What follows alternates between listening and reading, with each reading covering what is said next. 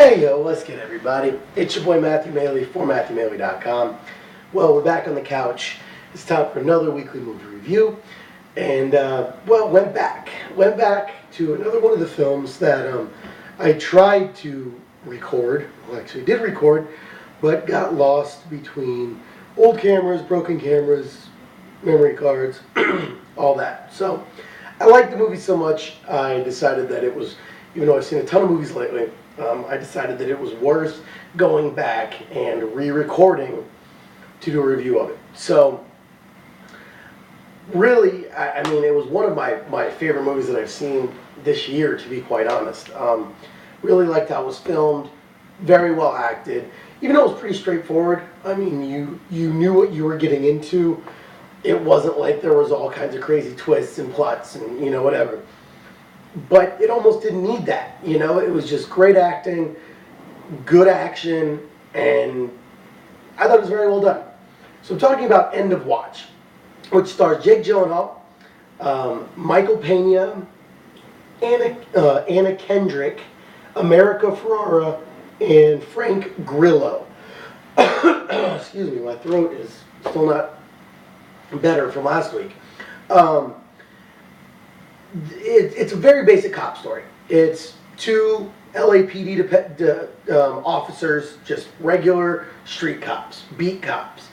And through a kind of a side project, Jake Gyllenhaal's character is taking some classes, and one of them is a film class. So for his class, he's doing a documentary about him and his partner, played by Michael Pena. And through the beginning of the movie, it's very straightforward. It's very simple. Just, hey, we're cops. It's just basic cop work, and it's basic, pulling people over, arresting people. The daily grind. But the dialogue going back and forth between Jake Gyllenhaal and Michael Pena is so good that there's never slow moments. There's never times where you're like, really, this is all they're doing? Granted, it's not like they're showing them sitting around eating donuts, but a lot of it isn't, crazy action. There are a lot of lulls in the action where it's just their dialogue going back and forth and talking about relationships and talking about girls they've met and talking about, things like that. And that's where I thought the movie really worked. There was never a second where you didn't believe that Michael Pena and Jake Gyllenhaal were best friends.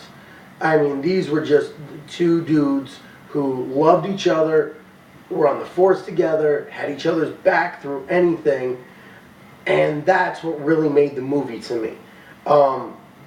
Jake Gyllenhaal throughout it is much more of the renegade, the come on, let's do it, whereas Michael Pena proves to be a little bit more of the voice of reason. And just the whole, really, I mean, that was what made the movie to me. That would make the movie worth seeing if it weren't for any other twists or action or anything, just to see their back and forth dialogue and their camaraderie, honestly. So, already, I would say go check out this movie. But then it gets a little deeper when probably about halfway through, they stumble onto a very grisly scene, I would say, that is obviously cartel work, and when they want to do any kind of research into it, a very mysterious police force kind of intervenes. We don't really ever know who they are, if they're Border Patrol, if they're ICE, if they're DEA, if they're, ATF, we don't know. All we know is that they do not want two LAPD cops to be going through their investigation. So once that happens, the movie starts to go kind of down another direction. And what I like about it is that they don't really ever say how much. I think like once or twice they say, oh, X amount of time later. But the movie takes place over a good amount of time. I mean, you have babies being born, you have marriages happening, you have, relationships starting and fulfilling, and I like that. I mean, it felt very fluid, and I felt that really helped show even more the bond between Michael Pena and Jake Gyllenhaal. And like I said, at no time did you ever feel that the story was lagging, even though there were times where it was kind of lagging. but both of them had such good screen presence, and the dialogue was so well written and seemed so natural and real that you just wanted to see what they were going to say next. Not even what was going to happen next, just what they were going to say next. But once the cartel gets involved, that's when things go pretty crazy pretty quickly. When they are greenlit, which means they have a contract out on them. And it's funny, they actually get this information from a person that very early on they arrest after a rather funny fight scene. But once they find out that they're greenlit, then it becomes somewhat of a cat and mouse game with the cartel and this group of 4 people who are essentially sent to kill them, going back and forth. And every time that the cops would think that they were getting close to taking them down, really they were being played. And then once they realized they're being played, then it comes to the next level. And it was pretty intense. The last third of the movie got really intense and really sad. I mean, it was definitely one that I shed some tears over. I ain't even fronting. It was very well done and very well acted, and a movie that really just hits you. It was a very well done movie, and to me, that is the essence of a 4-star movie. A very solid 4-star movie.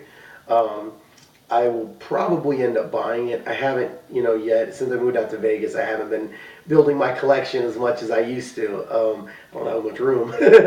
But I'm pretty sure that it will be added to my collection sometime soon. So I definitely recommend everybody goes out and checks it out. Like I said again, called End of Watch, starring Jake Gyllenhaal and Michael Pena, Anna Kendrick from Twilight and Up in the Air fame. America Ferrera, and only other face you really know is Frank Grillo, who's been a bit actor in tons of different things. But I definitely think you will like it. If you like cop movies in general, you'll like it. If you ever watched The Shield with Michael Chiklis, which if you didn't, you should. That's still in my top 5 favorite shows of all time. But it feels kind of similar to that with how it was filmed, because the Shield was filmed in a very first-person, gritty kind of way.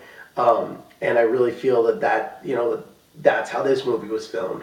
Obviously, a lot of it is first person. It's from, the handheld camera of Jake Gyllenhaal. But even the rest of the shots, when they're following, even trailing shots, I thought that those ones were done in a grittier way. Another thing I really liked is that a lot of the ways that they filmed things were very well done. They filmed a lot of things from first person, not just from the camera's perspective, but also when they were shooting. Okay, now we're going down the barrel. Another one that I liked, they kept going back to the camera in the car as they were following somebody. They kept going back to that. So there were multiple shots like that I just thought were well done, and it was a well-directed movie. It was a well-thought-out movie, in addition to it having a great script and 2 really good leading stars in it. So at the end of the day, I say it's a definitely watch. 4 stars as far as I'm concerned, and definitely check it out. So let me know what you guys think. If you loved it, if you hated it, if you think my reviews are right on or right off, I always want to know. I always want to hear back from you guys. So let me know what you think of the newest weekly movie review. I think this is our 3rd one on the new couch. Getting all settled in. So there you have it, End of Watch. So let me know what you guys think, and as always, thank you guys for checking out my videos. I am Matthew Maley. This is MatthewMaley.com. As always, you can check out all my videos on MatthewMaley.com. Have everything updated finally. You can also check me out directly up on YouTube if you like. Just search for Matthew Maley Poker or MatthewMaley.com. You can check me out on Facebook. Post everything up there as well. I'm a little bit behind, but I'm getting caught up. All you got to do is search for Matthew Maley Poker. You can follow your boy on Twitter. Put everything up there, and always, sports, everything. I'm always tweeting, so check me out there. Again, at Matthew Maley. And finally, follow your boy on Instagram, putting up new pictures all the time. And suggest me to your friends or something. I need more followers. Same with Twitter. And on Instagram, I'm at Matthew Maley Poker. So until the next video, I am officially signing off. Hope everybody has a great weekend. And while you're at it, go check out End of Watch. Peace out, y'all.